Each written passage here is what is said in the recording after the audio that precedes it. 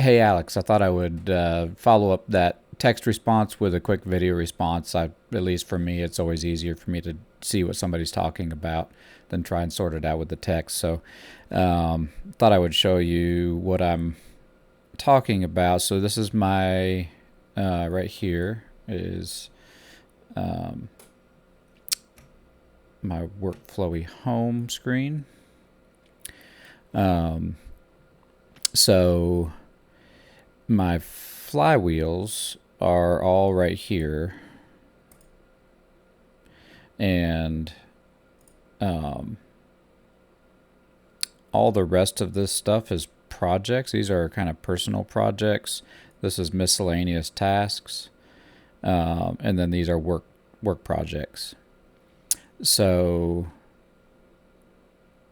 inside my flywheels, I've got, and these are my time horizon flywheels. I've got flywheels that manage other parts of different systems, like my project management flywheel and my accounting flywheel, that are more situationally specific. But this is just my time horizon flywheels. So my daily flywheels, I have things I do when I get home, and so since it's on my phone, I'm usually operating these off of my phone, except for some particular parts of it where I'm going to be at my computer, because that's what the flywheel essentially tells me to do. So, like this Scrum planning transition, which is when I debrief my day and then plan the next day, decide what tasks I'm going to do the next day. I'm obviously going to be at my computer doing that because I do that kind of input at my computer on Chrome, WorkFlowy Chrome.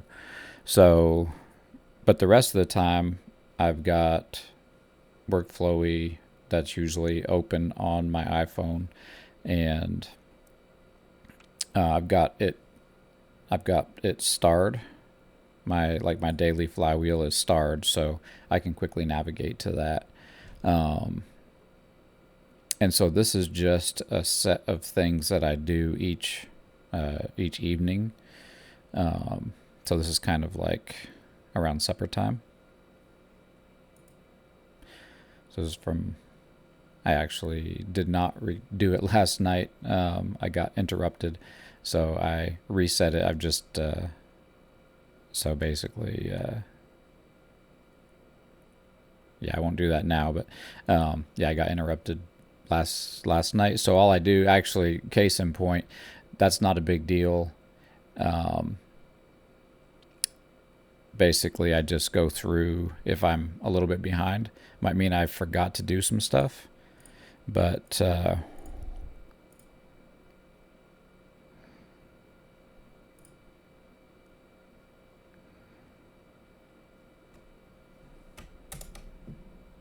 I just bring it up to date. And the reason I do that is I track my story point throughput for my daily related tasks for a variety of reasons that I won't explain right now. But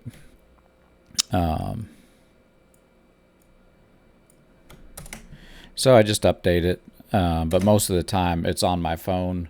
And so when it's around supper time, I pull that up, run right quick through all the stuff I need to do, which takes about 15 minutes. And that way I'm sure I'm getting everything done that I need to. And these are things that I didn't get done. So there we go. Not a big deal. I don't have to do everything every night. But each morning, I've got a set of things that I do, and so there. It is up to date.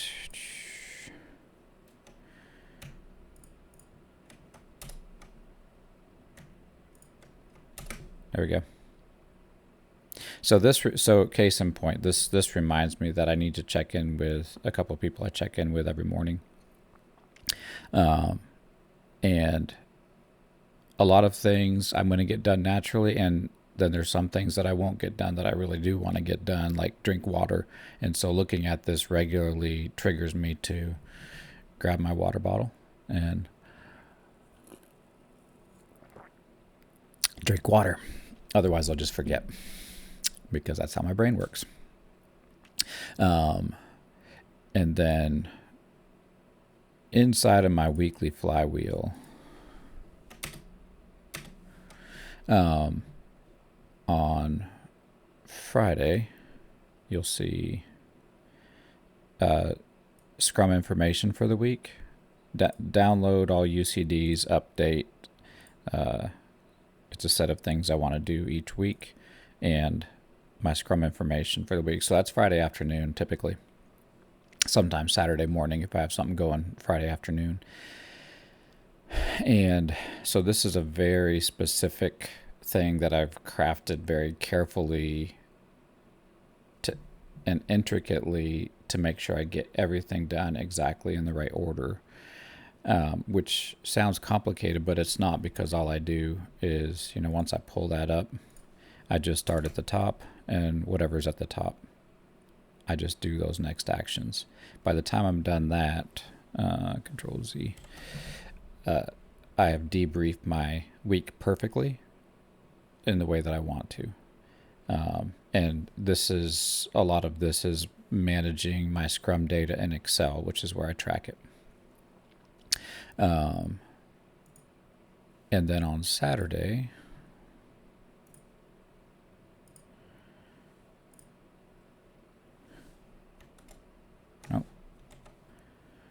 show completed.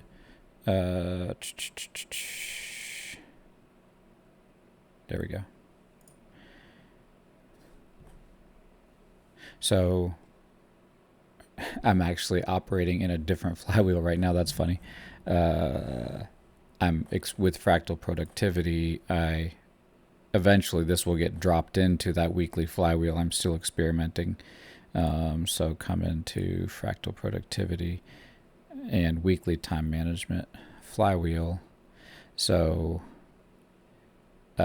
essentially this is the flywheel I'm working on right now. And I just start at the top. And this is how I'm managing this is essentially will eventually become my sprint planning flywheel. But right now it's in process, so it's over in that project, which I could actually mirror it. I could actually mirror it into my weekly flywheel, which I'm actually not going to do, because right now my mind is that I'm in development mode. So when I look for this, I naturally look for it in my fractal development, because it's in development. So I'll just leave it there until it's finished. So essentially this is a very, very exact thing, just like my other flywheels. The order is very exact. If I go through it and I realize, there's something else I should insert, or I should delete something, or I should, change the order, and that would be a better way to navigate this planning session, then I can just update it as I go, and then it will be ready for the next time. But you can pause this video. I won't talk through it, but this is exactly the set of questions that my calendar, if I go to my weekly, so when I'm doing my planning session, I start out, so this is let me jump forward a couple of weeks. There we go. So this is what all of my weeks look exactly like this, pretty much, going forward, because they're all reoccurring events this is what I do every week. All the white slots are my margin that are left in the week. They're the discretionary times that I'm going to fill up when I do my planning session. And then it ends up looking something like this. So this is this week's plan. And so I get my calendar out, and I get my, go to my home. I start working my way through this set. I've got 4 total monitors, but I set this all up on 2 monitors in an exact way where I can see this flywheel, and I have access to my WorkFlowy home, so I can be doing these things on the home, and then I have my calendar on the other monitor, so I can do all this kind of with one perspective. So essentially it would look something like this. And let me pull another WorkFlowy tab in.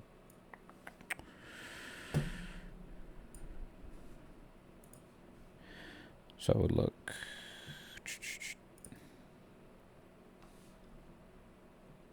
so it looks something like this is the view that I'd be looking at. So I'd be working my way.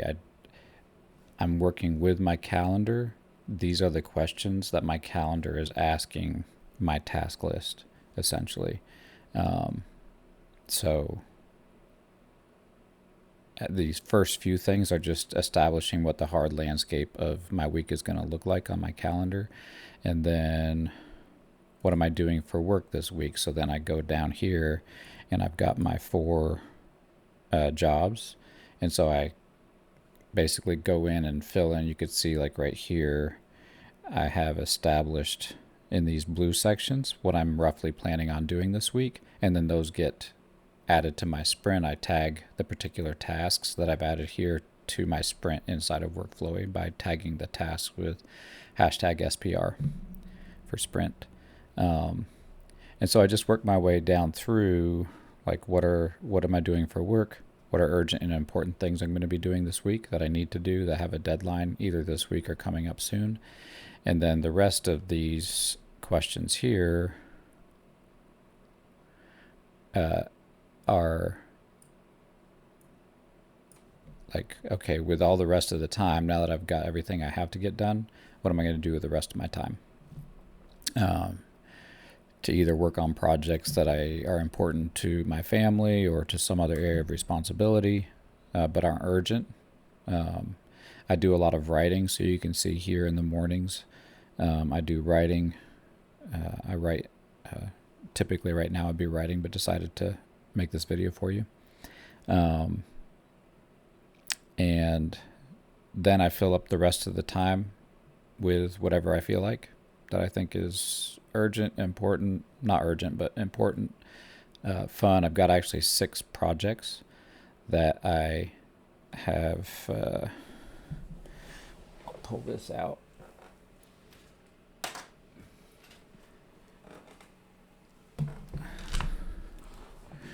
So this is what I actually work off of. I print this calendar out here because this goes with me every place, and it's just I like to have it visible and easily accessible, so I don't have to go into my computer or my phone to quickly access what my week is like. And then these are my each of these cards is a context, so at computer, at phone calls, etc.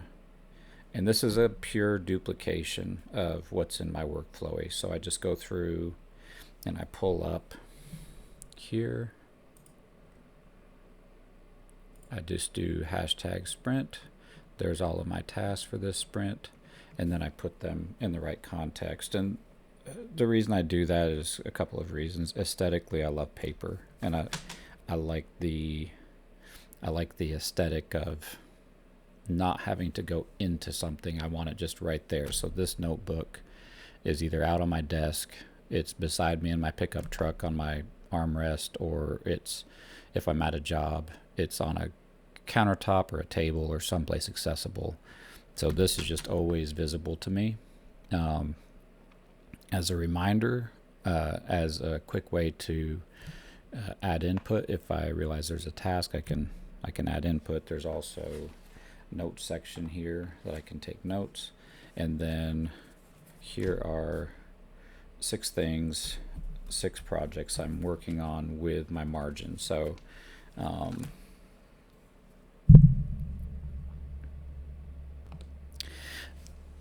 so if you can see, I leave margin in my week. By the end of my weekly planning session, there was about 7 hours of margin left in my week that are just blank spaces that don't have anything to occupy them. If some of these things that I've planned on doing Saturday, Sunday, Monday take longer, or I just don't get to them, I can just quickly, like for example, this did not get done last night because like my whole family was tired. We all went to bed early. It was really weird. So I can drag that into Thursday and plan on doing that Thursday night. So I leave usually 5 to 10 hours of margin in my week for that kind of thing. Or I may just, like last night, I just went to sleep. So literally.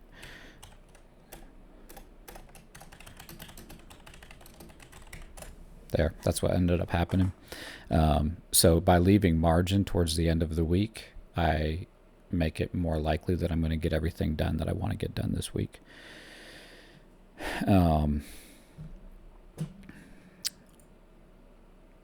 Yeah, so I'm sure that seems complicated, but since, I guess think about your work. There may be things that are really complicated, or like someone who's an auto mechanic, like cars are complicated, but you learn the system, you learn how they work, and then you just take the next steps.